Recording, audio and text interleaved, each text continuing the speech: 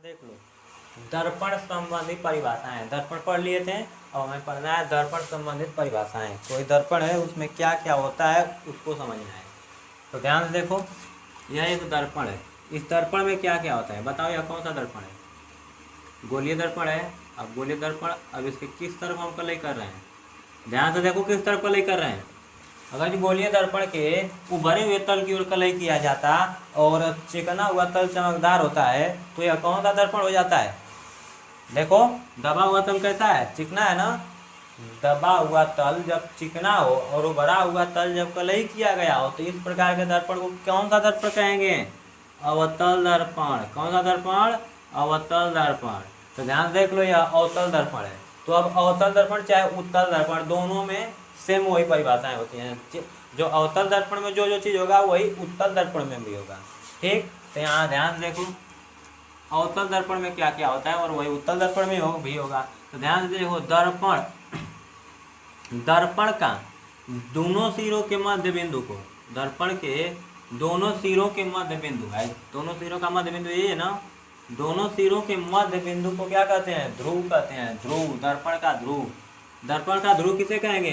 दर्पण के दोनों सिरों के मध्य बिंदु को, यही ना है उसका मध्य बिंदु, दर्पण का क्या कहते हैं? ध्रुव कहते हैं। क्या कहते हैं? ध्रुव। अब दर्पण का ध्रुव हो गया। दूसरी परिभाषा देखो, वक्रता केंद्र।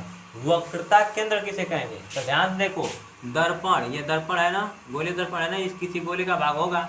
देखो इस गोले का भाग है, इस गोले का केंद्र कहाँ होगा? लगभग इस गोले का केंद्र लगभग यहाँ पर हो सकता है, होगा कि नहीं? देख लो, वहीं पर ना होगा तो मान लो यहीं पर होगा। तो गोलीय दर्पण का केंद्र यहीं पर लगभग होगा। तो हमें पढ़ना क्या था? वक्रता केंद्र किसे कहते हैं? दर्पण से संबंधित परिभाषाएं हैं। एक ध्रुव तो हो गया कि दोनों दर्पण के दोनों सिरों के मध्य बिंदु को ध्रुव कहते हैं। उसी तरह से अब वक्रता केंद्र, दर्पण से संबंधित परिभाषाओं में से दूसरा है वक्रता केंद्र किसे कहेंगे? तो वक्रता केंद्र किसे कहेंगे?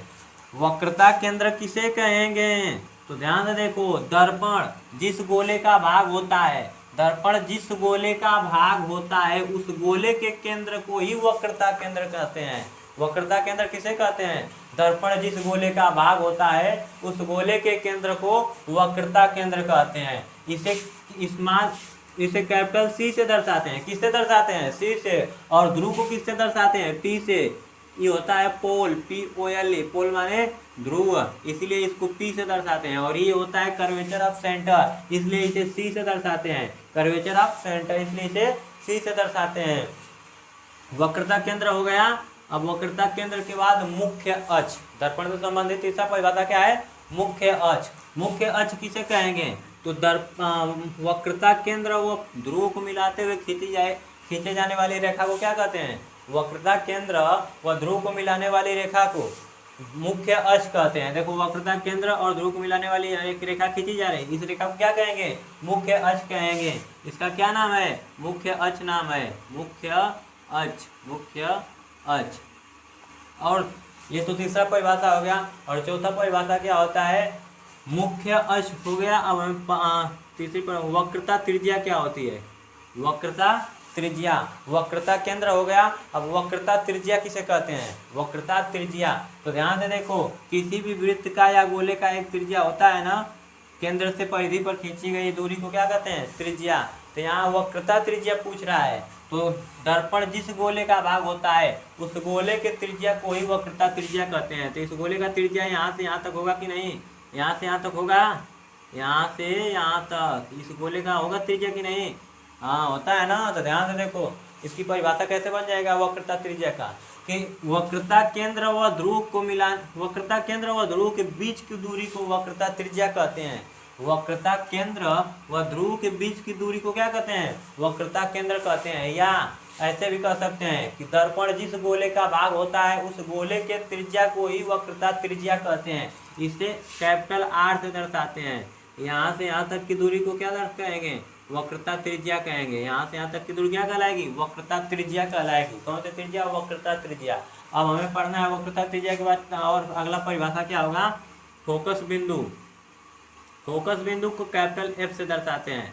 फोकस बिंदु किससे दर्शाते हैं? कैपिटल F से, बड़ा लेटर का F से। देखो, फोकस बिंदु किसे कहेंगे? वक्रता वक्रता केंद्र व ध्रुव के बीच की दूरी का मध्य बिंदु। वक्रता केंद्र व ध्रुव के बीच की दूरी का मध्य बिंदु क्या कहलाता है?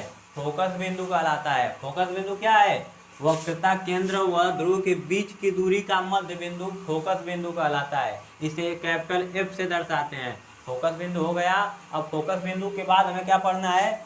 फोकस दूरी। फोकस दूरी को हम स्मॉल एफ से दर्शाते हैं। ध्यान से देख लो, फोकस बिंदु को बड़े लेटर के एफ से, फोकस दूरी को छोटे लेटर के एफ से दर्शाते हैं। ठीक, अब फोकस दूरी किसे कहेंगे? फोकस बिंदु व ध्रुव के बीच की दूरी को फोकस दूरी कहेंगे।